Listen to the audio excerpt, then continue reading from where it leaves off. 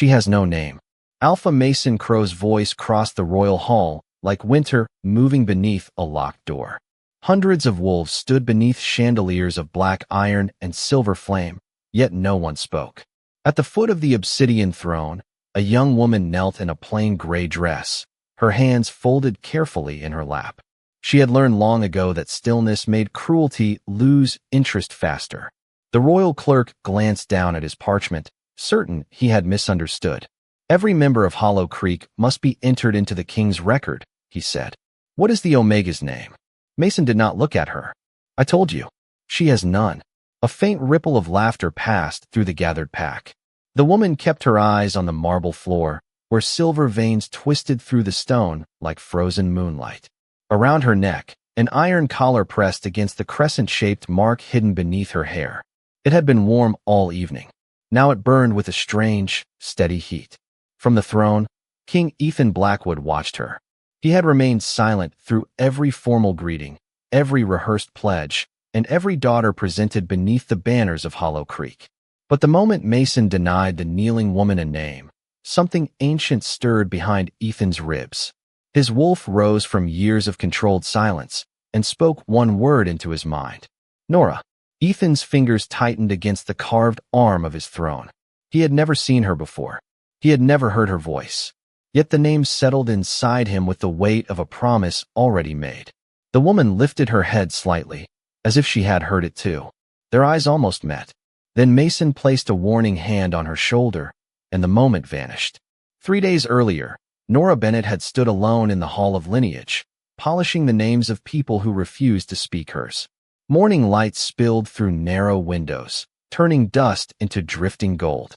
Before her rose a wall of dark stone covered with generations of Hollow Creek families. Each name had been carved with care. Each life had been given a place.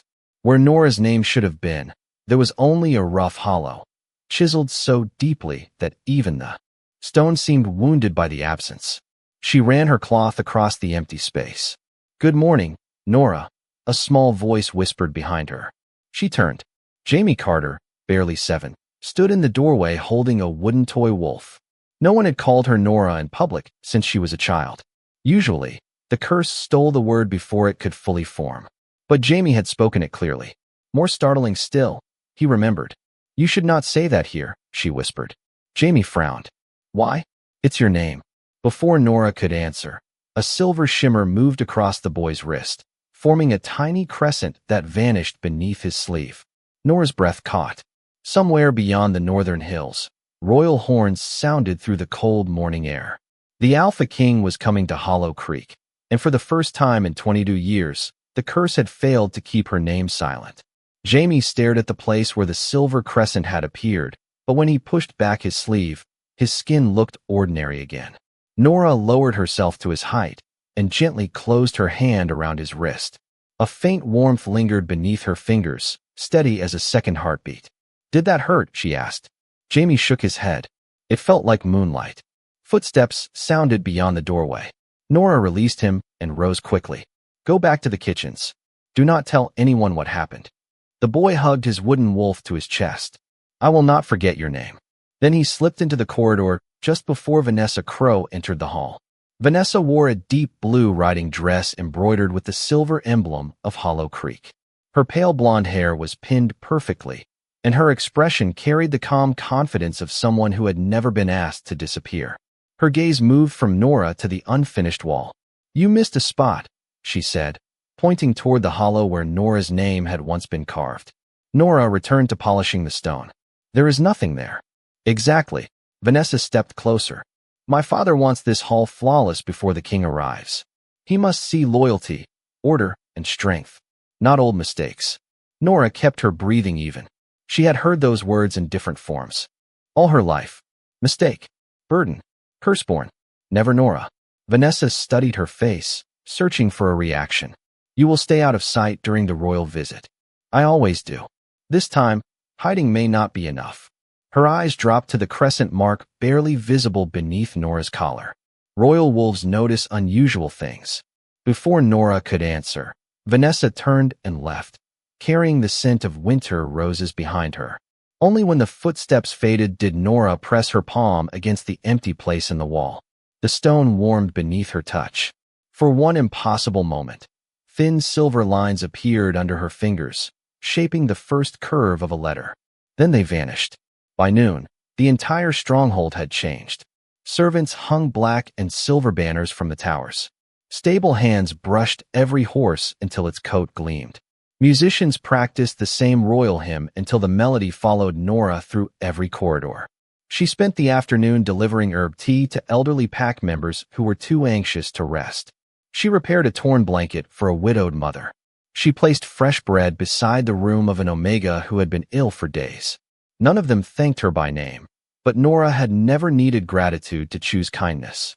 Near sunset, Margaret Bennett found her behind the old chapel, gathering winter sage beneath a row of bare trees. Nora's grandmother moved slowly with a carved cane, her white hair hidden beneath a dark wool hood. "Jamie spoke your name," Margaret said. Nora nearly dropped the basket. "How did you know?" "Because the bell above the lineage hall rang once."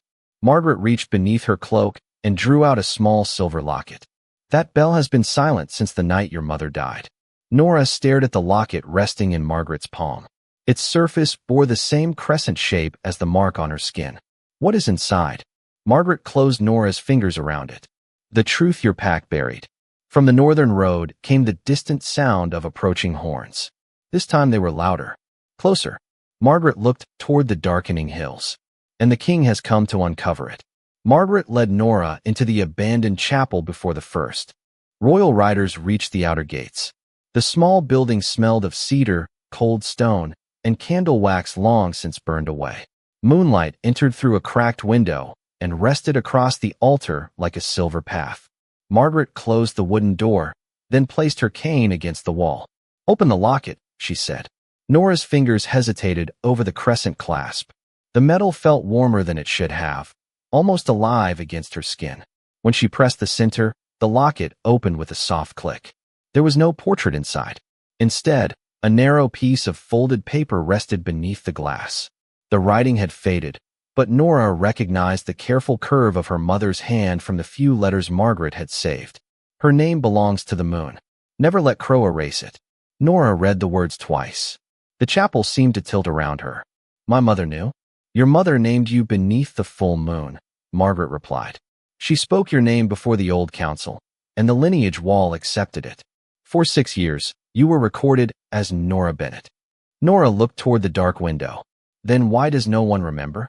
Margaret's expression tightened with an old sorrow. "Because Mason Crow discovered what your name meant." She moved to the altar and brushed dust from a carved symbol almost identical to Nora's birthmark. The Bennett line guarded Hollow Creek long before the Crows claimed leadership. Your mother was the last recognized heir. When you were born with the silver crescent, the land chose you after her. Nora stared at the mark in the stone. "I was a child. That made you easier to hide." Margaret explained that the curse had never been placed upon Nora because she was dangerous. It had been woven around her name so that every person bound to Hollow Creek would forget it when spoken. Without a remembered name, Nora could not claim her family's place, challenge the false record, or awaken the ancient protection beneath the valley. Mason had not erased a shameful child. He had erased an heir. Nora closed the locket carefully. "My mother did not die from the curse, did she?" Margaret's eyes glistened in the moonlight. "No. She discovered the spell and tried to expose it. Mason forced her from the council and kept her apart from the pack. Her strength faded, but she never stopped searching for a way to protect you." A low horn sounded beyond the chapel walls. Then another answered from the western tower. The royal party had reached Hollow Creek. Nora's pulse quickened. Why would the king care about an old family claim? "Because the royal archives remember what local magic tries to bury," Margaret said. "And because 3 nights ago, a page bearing your mother's seal began glowing in the Blackwood Library." Outside, horses crossed the stone bridge, their measured steps echoing through the courtyard. Margaret fastened the locket around Nora's neck and tucked it beneath her dress. "Do not remove this. The paper carries your mother's final protection." Nora touched the crescent through the fabric. For the first time, the empty space inside her did not feel like proof that something was missing. It felt like a locked door. Voices rose near the chapel. Alpha Mason was approaching with 2 guards and Vanessa beside him. Margaret reached for her cane, but Nora caught her hand. What happens if I say my name before the king? Margaret looked directly into her eyes. Either the curse will silence you again, or the whole pack will remember what they helped steal. The chapel door opened, and Mason Crow's shadow stretched across the moonlit floor. There you are, he said. The king has arrived, and our nameless girl must learn how to disappear. Mason's gaze settled on the silver chain at Nora's throat. For one suspended second, the practiced calm left his face. What are you wearing? He asked. Nora covered the locket with her hand. Something that belonged to my mother. Vanessa stepped into the chapel behind him, her blue dress catching the moonlight. She found it among old belongings, she said quickly, though Nora had never told her where it came from. Mason's jaw tightened. Give it to me. Margaret moved between them with both hands resting on her cane. The king is waiting, Alpha. Surely an old woman's keepsake is not more important than welcoming him. The sound of hooves filled the courtyard before Mason could answer. A deep royal horn followed, and every bell in Hollow Creek began to ring at once. Nora felt the sound inside her ribs. Mason straightened his coat and forced his expression back into careful authority. Keep her away from the receiving hall, he ordered Margaret. Then he looked at Nora. You will not speak to anyone wearing the Blackwood crest. You will not look at the king. You will remember that your continued place here depends upon obedience. He left with Vanessa beside him, but not before she glanced at Nora's locket with open unease. Margaret waited until their footsteps disappeared. He is afraid, Nora whispered. He should be, Margaret replied. Through the chapel window, Nora watched the royal procession enter the courtyard. 20 riders crossed beneath the stone arch in perfect formation, their black cloaks edged with silver. At the center rode a tall man on a dark horse. King Ethan Blackwood wore no crown, yet there was no mistaking him. The courtyard seemed to arrange itself around his presence. Pack members lowered their heads. Guards stood straighter. Even the restless horses became still. Ethan dismounted and looked toward the highest tower, where the Hollow Creek banner moved against the evening sky. He had followed a mystery nearly 200 miles through the Northern Territory. 3 nights earlier, the royal archivist had summoned him to the oldest chamber beneath Blackwood Castle. A sealed page in the Moon Archive had begun glowing without explanation. The document carried the Bennett crest and listed an heir whose name had been covered by shifting silver ink. Each time Ethan touched the page, his wolf stirred and pressed a single sound into his thoughts. Nora. The name had followed him through every mile of the journey. Now, standing inside Hollow Creek, he felt it again. Stronger. Closer. His gaze moved across the courtyard and stopped on the chapel window. Nora stepped back instinctively, but not before their eyes met through the glass. The crescent mark beneath her collar warmed. Ethan went completely still. For one impossible breath, all the noise around them faded. Nora could not hear the bells or the gathered pack. She heard only the steady beat of her own heart and something deeper answering from far within her chest. A wolf she had never been able to reach lifted its head in the darkness. Mason approached the king with a formal smile. Your Majesty, Hollow Creek welcomes you. Ethan did not look at him. His eyes remained fixed on the chapel. Who was the woman at that window? Mason's smile faltered. Nora watched his hand close around the silver clasp of his coat. No one of importance, he answered. The warmth beneath Nora's skin became light, and somewhere inside the chapel wall, an ancient lock quietly opened. Mason finally turned toward the chapel, but Nora had already stepped away from the window. A servant, he told the king. She tends the lower rooms. Ethan studied him with an unreadable expression. Then your servants are dressed more carefully than your answers. Mason gave a strained laugh and invited the royal party inside. Nora remained in the chapel until the courtyard emptied, though the king's presence seemed to linger in the air like the silence before snow. Margaret touched her shoulder. Go to the stables. The royal horses will need water after a journey of nearly 200 miles, and Mason will expect you to remain useful. Nora understood the warning beneath the words. Be useful. Be quiet. Stay alive long enough to learn the truth. The stable yard glowed beneath rows of lanterns when she arrived. Grooms moved quickly between the stalls, overwhelmed by twice their usual number of horses. Nora took 2 buckets to the well and worked without drawing attention. She had almost finished when a sharp cry rose from the far end of the stable. The king's dark stallion had pulled away from a nervous groom and backed into its stall, trembling beneath its silver-trimmed saddle. No one dared approach. The horse was enormous, nearly 17 hands tall, with a coat black enough to disappear in shadow. "He has been uneasy since we crossed the valley," one royal guard said. "Something here is disturbing him." Nora set down the buckets. The stallion's eyes found hers. Fear rolled from him in quiet waves, not fear of the people nearby, but of the old magic moving. Beneath Hollow Creek. "Let me try," she said. The groom stared at her. "Mason ordered you to stay out of sight." "Then do not look at me." Nora entered the stall before anyone could stop her. She kept her hands lowered and her steps slow. "You are safe," she murmured. The stallion breathed hard, but he did not retreat. Nora moved closer until only a few inches separated them. When she placed her palm against his forehead, warmth traveled through her hand. The same silver light that had touched Jamie's wrist flickered beneath the horse's skin, too faint for anyone beyond the stall to notice. His breathing eased. His head lowered. Within moments, he stood quietly beneath her touch. "He has refused every handler since sunset." The deep voice came from behind her. Nora turned and found Ethan Blackwood standing at the stall entrance without his cloak or ceremonial coat. He wore a simple black shirt with the sleeves fastened at his wrists, but nothing could make him look ordinary. The stable hands bowed and withdrew. Nora tried to do the same, but the stallion leaned against her shoulder, keeping her upright. Ethan's gaze moved from the calm horse to the silver chain at her throat. "What did you say to him?" "Only that he was safe." "And he believed you." "Animals usually do." Something softened in Ethan's eyes. "What is your name?" The curse closed around Nora's voice before she could answer. The locket became cold against her skin. She opened her mouth, but the word remained trapped behind her breath. Ethan took one step closer, then stopped, leaving space between them. He did not command her. He waited. Nora pressed her fingers around the locket. "They never gave me one," she finally whispered. The stallion shifted, and the lantern flames bent toward her as though listening. Ethan looked toward the castle, where Mason's banners moved above the walls. When he spoke again, his voice was quiet enough for her alone. Then they took something that was never theirs. For one quiet moment, neither of them moved. The stallion stood between Nora and the king, calm now, its dark head resting near her shoulder. Ethan's words remained in the stable air, gentle but impossible to dismiss. Then footsteps approached across the stone yard.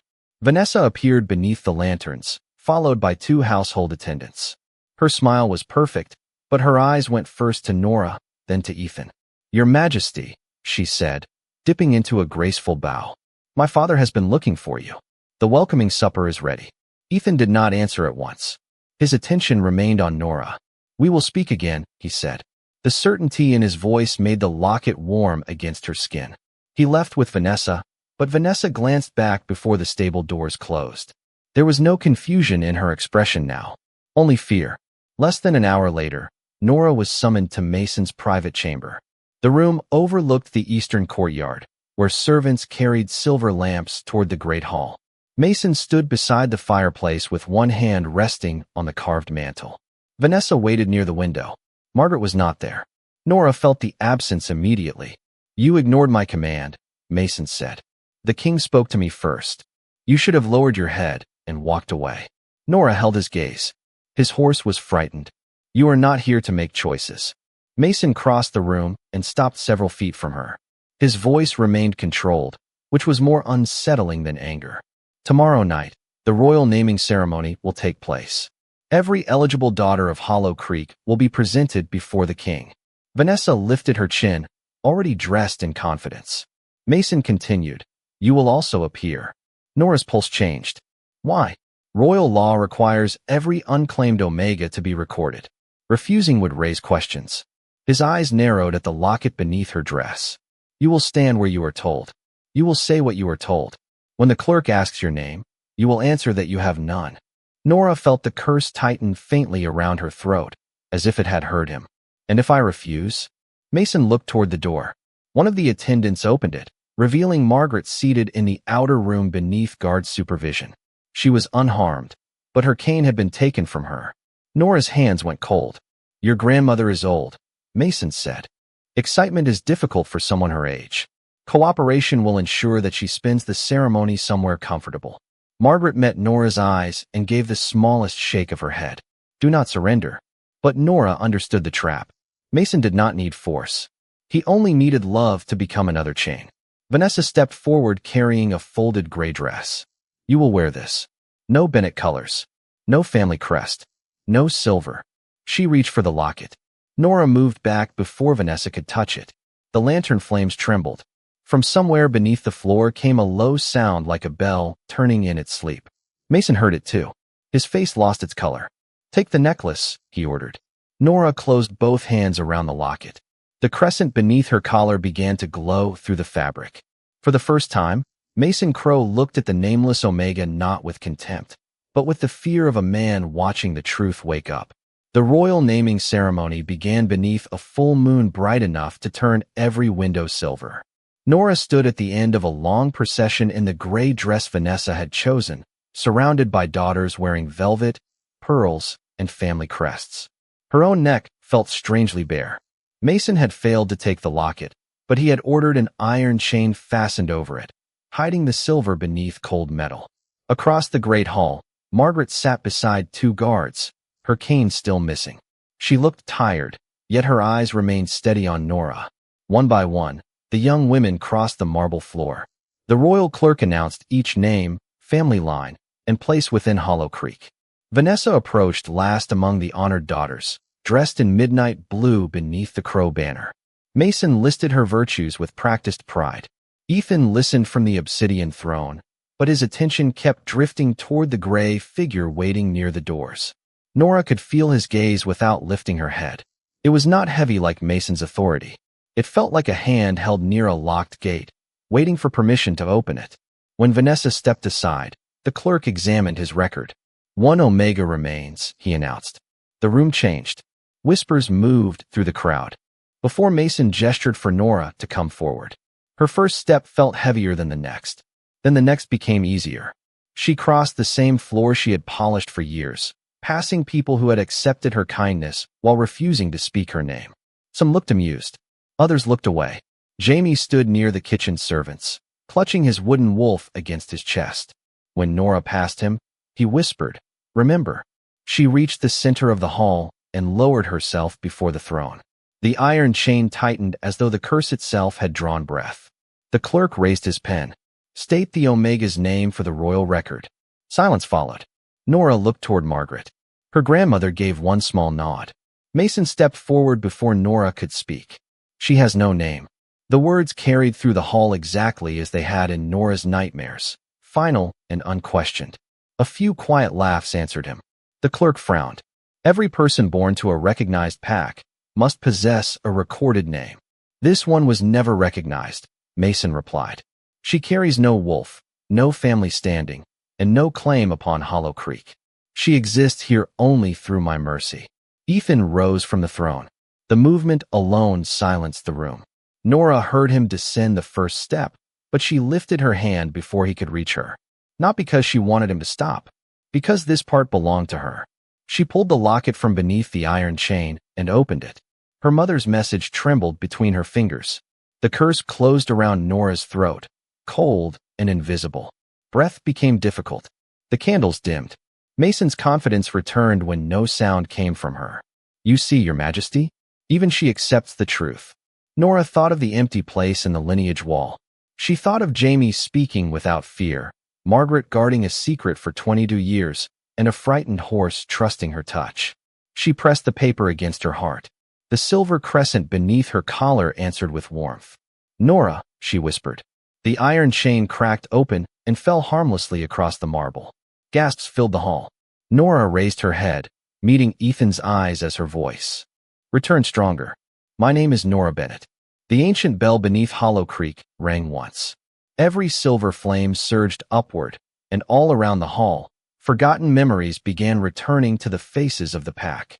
The first memory returned as a whisper. An elderly woman near the back covered her mouth and stared at Nora as though seeing a ghost. Elena Bennett's daughter, she breathed. Another voice followed from beside the western pillar.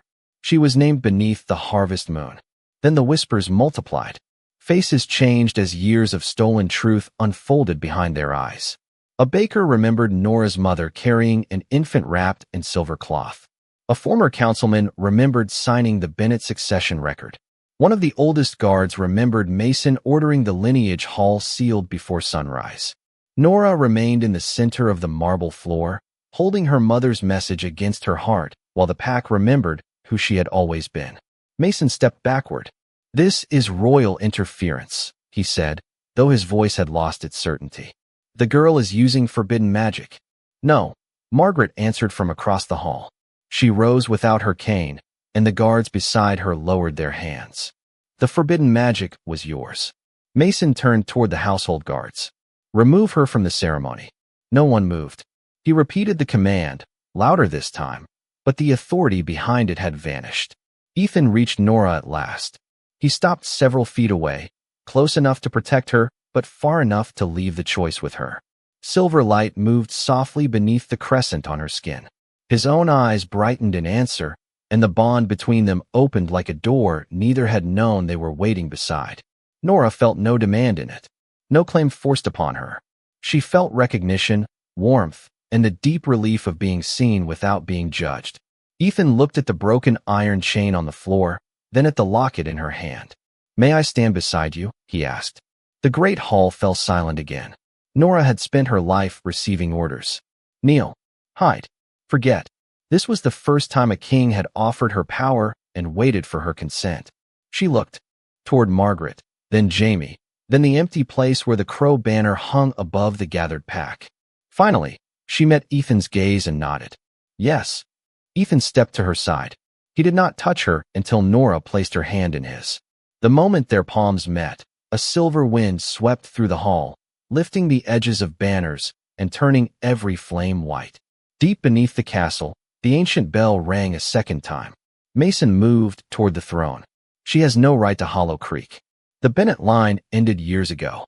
The royal clerk opened his record, but the blank page before him had begun filling with luminous script. Ethan read the words as they appeared. Nora Bennett, daughter of Elena Bennett, recognized heir of Hollow Creek. Mason stared at the page. "That record is false. The Moon Archive cannot be altered by local authority," Ethan said. His voice remained calm, yet every wolf in the hall lowered its head. "Your own people remember the truth." He turned toward Nora, and the sternness left his expression. "So does the land." Then Ethan faced the entire pack. "Her name is Nora Bennett. She is the heir you betrayed." His fingers closed gently around hers. "And she is my mate." The words did not feel like ownership. They felt like a promise spoken before witnesses. All around them, wolves bowed, not to the nameless servant they had ignored, but to the woman they had finally remembered. Nora stood beneath the silver flames with her head raised, while somewhere inside her, the sleeping wolf opened its eyes. The wolf inside Nora did not awaken with a roar. It came to her as warmth, spreading through the quiet places where loneliness had lived for 22 years. She felt silver moonlight beneath her skin, ancient and gentle, and understood that her wolf had never abandoned her. It had been waiting behind the same spell that imprisoned her name. Across the hall, the royal clerk continued reading as new words appeared across the glowing page. The Bennett line had not ended. Its authority had been hidden, and the protective magic of Hollow Creek had been bound to Nora without her knowledge. Every burden she had carried had strengthened the land, while Mason claimed the honor. Mason looked toward the doors as if searching for escape, but Ethan did not order anyone to seize him. "You will answer before the royal council," the king said. "Until then, you no longer speak for this pack." The household guards removed the crow banner from above the hall. No one protested. Vanessa stood beside her father, pale and silent. When her eyes met Nora's, the pride had disappeared. "I knew the locket mattered," she admitted softly. "I did not know why." Nora could have answered with bitterness. "Instead," she said, "knowing something is wrong is enough reason not to help it continue." Vanessa lowered her gaze. At sunrise, the doors of the Hall of Lineage were opened before the entire pack. Nora entered with Margaret on one side and Ethan on the other. Jamie hurried behind them, still carrying his wooden wolf. The rough hollow in the wall waited beneath a beam of morning light. Nora placed her palm against the damaged stone. The crescent on her skin shone, and silver lines spread from her fingertips. Letter by letter, the wall restored what had been taken. Nora Bennett appeared beneath Elena Bennett, clear and permanent. Then dozens of smaller spaces began glowing throughout the hall. They belonged to servants, outcasts, and omegas whose names had been removed over generations. Nora turned to the gathered pack. "Restore every one of them," she said. "No leader will ever again decide that a person is unworthy of a name." The royal clerk recorded her command as the first law of the restored Bennett Council. When the final missing name returned, the ancient bell rang for the third time. Light filled the hall. Nora's human form remained unchanged, but behind her rose the luminous image of a white wolf with a silver crown upon its brow. The pack lowered their heads, not from fear, but recognition. Margaret wept openly. "Your mother always knew she was there," she whispered. Later, beneath the old oak overlooking the valley, Ethan stood with Nora as the morning mist lifted from Hollow Creek. "The bond names us mates," he said, "but it does not choose your future for you." Then the Alpha King lowered himself to one knee. "Nora Bennett, may I walk beside you, wherever you decide to lead?" She looked at the kingdom beyond the hills, then at the man who had recognized her without trying to own her. Nora offered him her hand. "Stand with me." Ethan rose, and together they faced the waking valley. Behind them, the lineage bell gave one final, peaceful note. For the first time in her life, Nora heard her name carried across Hollow Creek, spoken not as a secret or a warning, but as a promise that no forgotten soul would remain forgotten again.